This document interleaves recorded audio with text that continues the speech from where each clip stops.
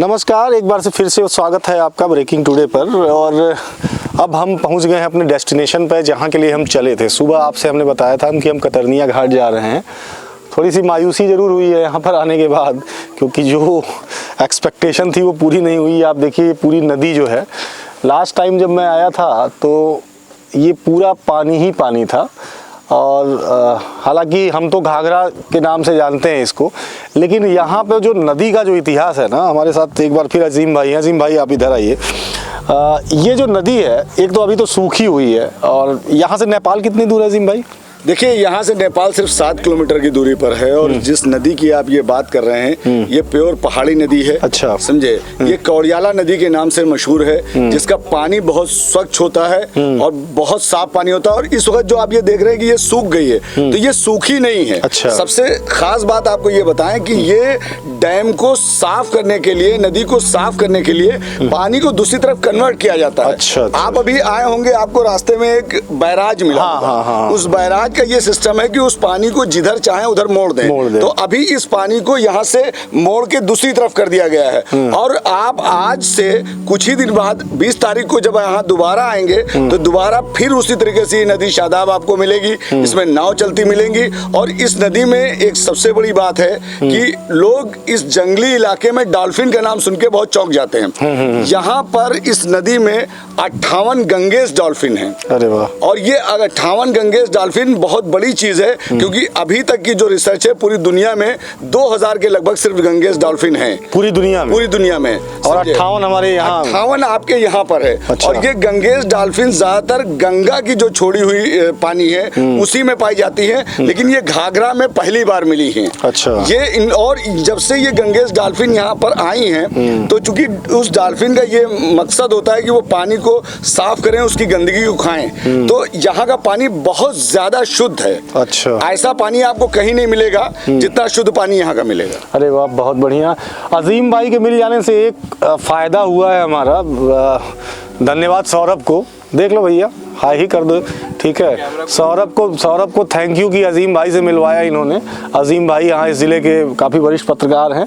और ये जो बातें बता रहे हैं ना, मुझे लगता है कि अगर आप यहाँ पे आएंगे सफारी करने, तो ये बातें शायद आपको पता भी ना चलें। हमारे आने का मकसद भी बस यही है कि हम ऐसी चीज़ें आपको बताएं कि अगर आप आए तो आप जान के मतलब आपको पहले से कुछ पता हो। अगर चूँकि हमें अगर हम सर्च करते हैं, इंटरनेट पर सर्च करते हैं या गूगल पर सर्च करते हैं, सर्च इंजन पर, तो ये सारी बहुत कम जानकारियाँ मिलती हैं। लेकिन जब यहाँ के लोकल लोगों से आप मिलेंगे और ख़ासकर ऐसे किसी पत्रकार से मिलते हैं, तो पूरा इतिहास और भूगोल सब बता देते हैं।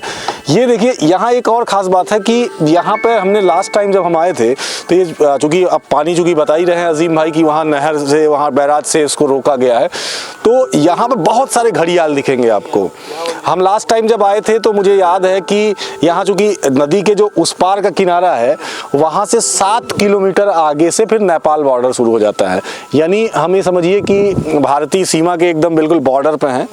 7 किलोमीटर के बाद नेपाल शुरू हो जाता है।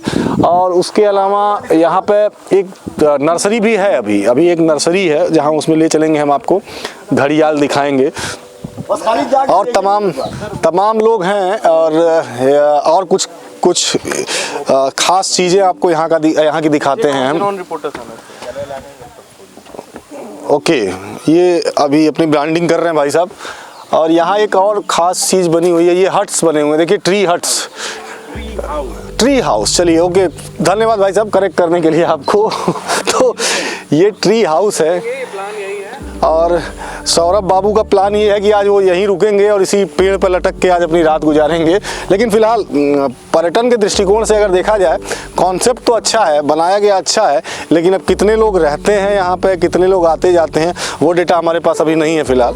लेकिन हम आपको ट्री हाउस दिखाते हैं। आइए, ऊपर तक ले चलेंगे। कोशिश होगी हमारी कि हम आपको ऊपर भी ले चलें और थोड़ा सा ट्री हाउस के बारे में। अच्छा भैया, आप चल रहे हैं क्या हमको दिखाने ट्री हाउस? हाँ, क्या नाम है आपका?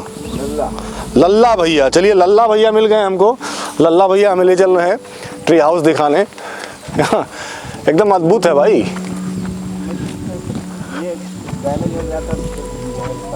अच्छा, ये डैमेज हो, इधर वाला डैमेज हो गया था।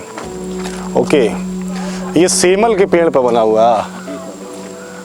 अच्छा, तो आइए ट्री हाउस की शेयर कराते हैं आपको। आ जाओ भाई इधर। ये देखिए छोटा सा गेट है, गेट से आपको ऊपर जाना है।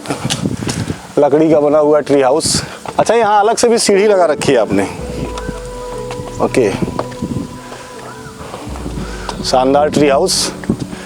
मतलब अगर आपने कभी पेड़ पे रहने की सोची हो, आप पेड़ पे रात गुजारने की अगर आपकी इच्छा हो, तो आप यहाँ आ सकते हैं और पेड़ पे बने इस घर पे रह सकते हैं।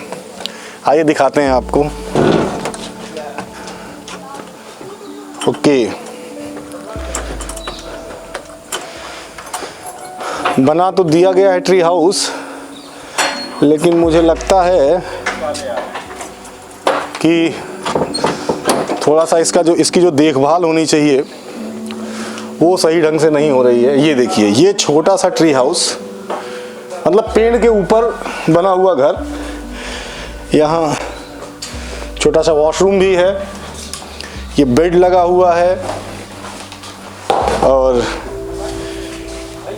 इस चीज़ का खासकर ध्यान रखा गया है कि ज़्यादा लोड ना हो। यहाँ पे हल्का सा बेत का बेड है, सोफा पड़ा हुआ है।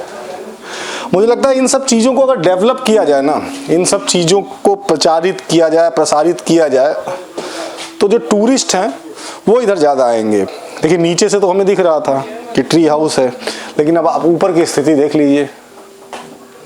बना तो अच्छा है, निश्चित रूप से जिसने बनवाया या जिसने बनाया उसने बड़ा अच्छा किया, लेकिन अब मुझे लगता है कि सही ढंग से देखभाल नहीं हो रही और बंद ही पड़ा हुआ है। यहाँ की स्थिति जो ये बता रही है कि नीचे से जो लोग आते होंगे वो देख तो लेते होंगे कि हाँ ट्री हाउस है, लेकिन वास्तव में अभी कोई रुकता, मुझे नहीं लग रहा कि यहाँ कोई रुकता होगा।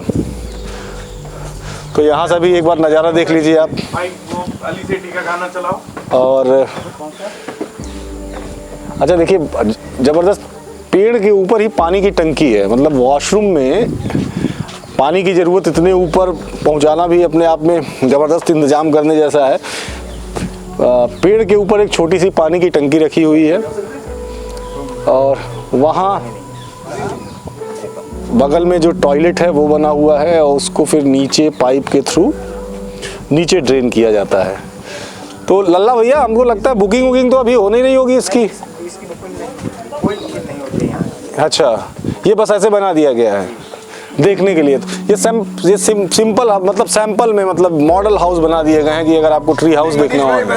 हाँ अजीम भाई आ जाइए, क्योंकि हम भूल गए थे। अजीम भाई यहाँ पे हैं, हमारे मौजूद हैं। मनीष भाई, मैं ये बताना चाहूँगा, जैसे इन्होंने कहा कि ये ट्री हाउस ऐसे ही बना दिया गया, ऐसे नहीं बनाया गया है। ये ट्री हाउस इसीलिए बनाया गया था कि यहाँ पर्यटक रुकें, लेकिन अभी जब देखा गया यहाँ पर कि इतने करीब, चूंकि यहाँ पर जंगली जानवर आ रहे थे और पर्यटकों की वजह से जंगली जानवरों को डिस्टर्ब हो रहा था। अच्छा, तो उस डिस्टर्बेंस को रोकने के लिए गवर्नमेंट ऑफ इंडिया का ऑर्डर आया कि पर्यटकों को थोड़ा दूर रखा जाए। अच्छा, उनको और दो चीजें हैं, एक तो जंगली जानवरों से पर्यटकों को नुकसान भी हो सकता था और इंसानों से जंगली जानवरों को डिस्टर्ब हो सकता था। ये दो ऐसे कारण थे जिसकी वजह से ये बनाने के बाद इस साल पहली बार अब इसकी बुकिंग बंद की गई है। अच्छा, इस साल इसके पहले बुकिंग होती थी? जी, इसके पहले बुकिंग के लिए ओपन थी।